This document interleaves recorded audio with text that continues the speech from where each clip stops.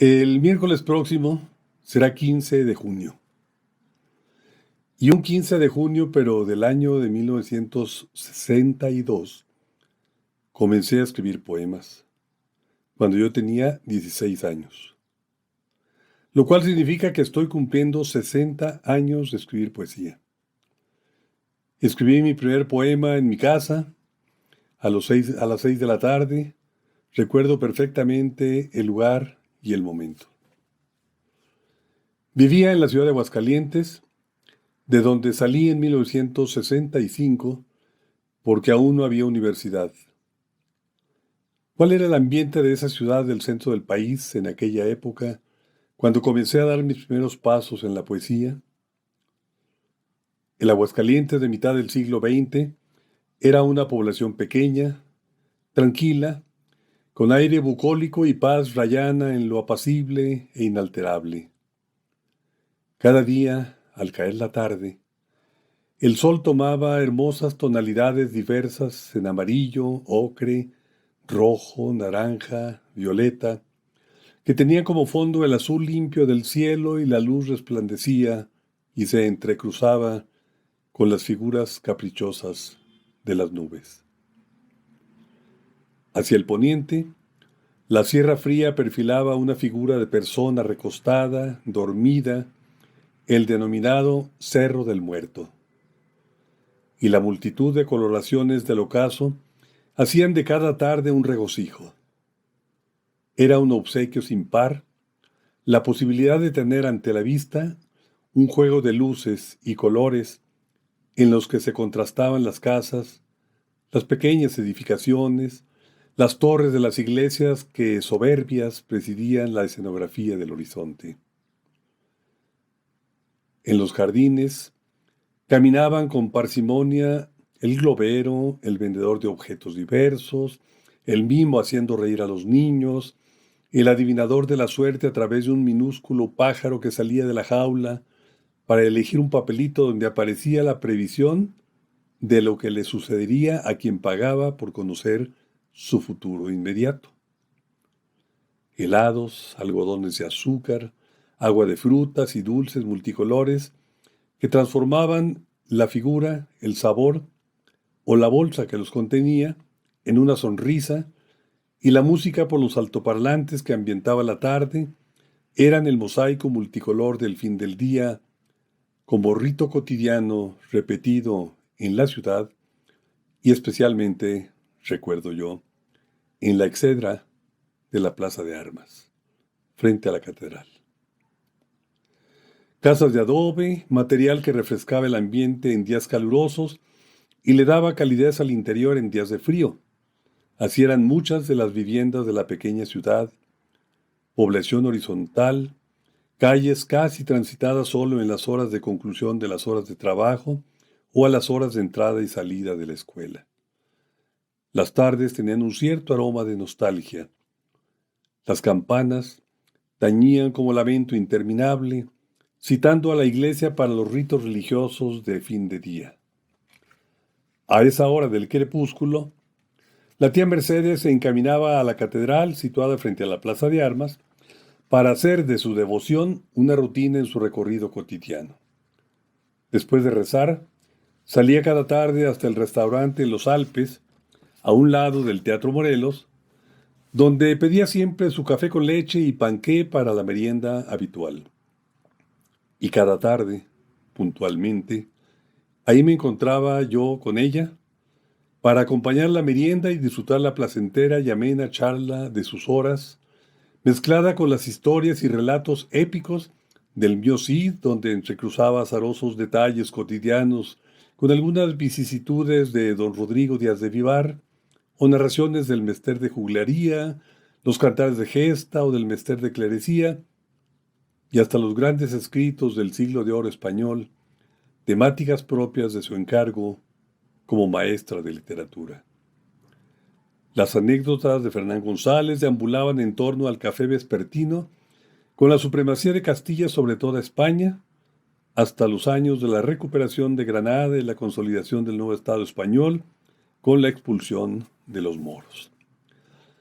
No era difícil escuchar algún poema de los poetas reconocidos, pero una noche recuerdo que la tía Meche, asidua lectora que pergeñaba breves poemas entre bucólicos y líricos, me contó de un tal poeta chileno, Pablo Neruda, que había tenido la suerte de haberse encontrado en Temuco, Chile, con una maestra de escuela que fue Premio Nobel de Literatura en 1945, de nombre Gabriela Mistral.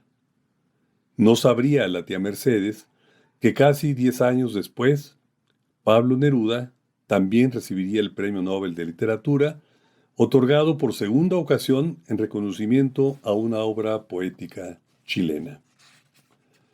Inquieto y ávido observador, lector deseoso más que asiduo, los primeros dineros ahorrados por mí, a mis escasos 12 años, los destiné a comprar pequeños y baratos libros de poemas de Pablo Neruda, Rubén Darío, Amado Nervo, Federico García Lorca, César Vallejo. Pero llegó también el tiempo de la escuela. Maestros inolvidables que influyeron, Eutimio de la Serna Chávez y Elvira López Aparicio, los más atentos a orientarme y estimular. Sobre todo de niño, en el seno del hogar, jugaba de manera muy espontánea a generar palabras nuevas, una especie de neologismos que inventaba a partir de decir y de formar palabras con el juego de sílabas y letras, creando palabras nuevas sin propósito alguno, sino solamente para darle sentido a la voz, a la palabra, al sonido que surge de las letras, pero que juega con el uso y la creación de la palabra como sentido esencial de la comunicación del ser, con sí mismo, con los otros, con el mundo, creando así vida, conocimiento, reflexión y revisión del ser y su trascendencia, saber y aprender a construir con la palabra. Construir, que es hacer algo esencial para trascender. Pasaron los años y también en junio, pero del año de 1981, se presentó mi primer libro de poesía publicado, que titulé Las Cartas del Tiempo. Este es ese libro, Las Cartas del Tiempo. Así que tengo 60 años escribiendo poesía y 40 años publicando libros de poesía. Y sin embargo, no fueron solamente poemas lo que me acercó a la poesía y a la literatura, aunque fueron importantes. La poesía surgió de la lectura de muchos otros libros, novela, cuento, narraciones y hasta filosóficos y de anécdotas. Aunado a eso, aprendí desde adolescente a ser un viajero irredento y comencé a recorrer el mundo. A los 18 años, había viajado por 27 de los 32 estados de la República Mexicana. ¿Para qué? Para conocer sus costas, su campo, sus desiertos, sus lagunas, sus poblados, su gente, su arquitectura urbana, sus edificaciones prehispánicas, pero sobre todo su gente y la multiplicidad de manifestaciones culturales surgidas en cada espacio. Con ello, aprendí que cada manera de expresión de la cultura, como en la comida, el baile, la música, el folclore, el vestido, la vivienda, los valores, los ritos sociales, van enriqueciendo la visión del mundo y de los seres humanos. Al viajar, también aprendí que en la vida no hay absolutos, que todo es relativo. Cada lugar del mundo, además de sus bellezas propias, tiene su moral y sus verdades. Cada persona elige de entre la multiplicidad de lo que encuentra o descubre para ir construyendo su ser, su pensamiento, el mundo donde habita y donde construye su historia cada día. Así, decidí conocer el mundo. Primero mi país, México, después América Latina y luego Europa. Después vendría el resto del mundo para descubrir más diferencias y descubrir más secretos que siempre son inagotables. Eso alimentó y dio forma a mi pensamiento y a mis páginas escritas. La poesía Ha sido un medio para expresar y compartir con los demás lo que vivo y siento, lo que observo y leo, lo que asimilo de todo lo vivido por mí y por los demás, lo que siente, piensa, sufre, disfruta y vive el ser humano. A través del arte, siempre se comparte lo que se tiene e internaliza. Por ello, cuando se decide ser poeta o artista, resulta esencial e imprescindible leer mucho, escribir mucho y vivir intensamente con el propósito de ir decantando y perfeccionando el uso del lenguaje para hacer de la vida vivida una poesía, porque la poesía se encuentra en muchas partes y en ocasiones hasta en un poema. Y bien, como estamos conmemorando mis 60 años de escribir poesía, 40 de publicar libros y haciendo un repaso del pretérito vivido, ahora les leeré un poema titulado Si tan solo me quisiera. Es un poema amoroso, ingenuo, de adolescencia, escrito a mis 16 años, que da santo y seña de mis primeros esbozos poéticos. Si tan solo me quisiera. Yo la quiero con ternura por ser un dulce capullo, pero tengo una amargura, pues me mira con orgullo. Quiero probar su dulzura y tener un amor suyo, pero la suerte me augura ser víctima de su orgullo. Yo pido a Dios que me quiera y entregarle mi cariño, mas si ella no me quisiera, yo sentado en una acera, me quedaría como un niño, llorándole hasta que muera. Y bueno, les quiero compartir también un poema actual, titulado Dejando huellas en el camino. Ya verán ustedes las diferencias en la estructura, en la manera de utilizar el lenguaje, el pensamiento de fondo, etc. Dejando huellas en el camino. Soy un hombre que he ido surcando los espacios en busca de la luz luminosa de la aurora en cada día, sabedor convencido que los caminos coinciden, se bifurcan y transmutan la noche en un espacio de luz radiante, luminosa, desde donde puede verse el futuro que se anhela y se construye. Nada me ha detenido para avanzar en ese afán inconmensurable de construir cada día, desde la madrugada, los anhelos y los sueños. Las carencias no fueron estigma sino acicate para avanzar, sin más limitación que ajustarse a la verdad y la justicia, en un mundo de hipócrita porfía y valores trastocados.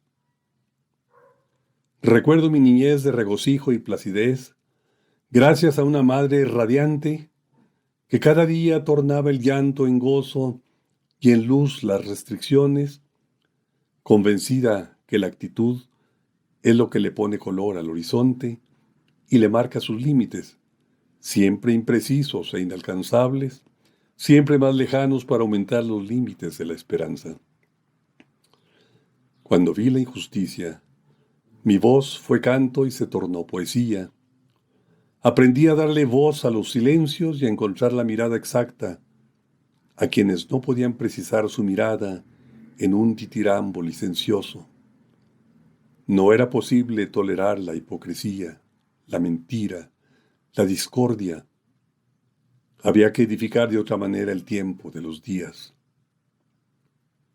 El amor llegó cual luz radiante e iluminó la senda de los días. Los sueños se fueron delimitando en el imaginario del deseo, y de las noches surgieron pretensión y anhelo inacabados, como tenue perfil de un tiempo promisorio, construido al paso de las horas, sin precisar acaso el límite preciso en el exacto calendario. Varios años tuvieron que transcurrir para saber a ciencia cierta el trazo preciso del camino en este trayecto que determina la existencia.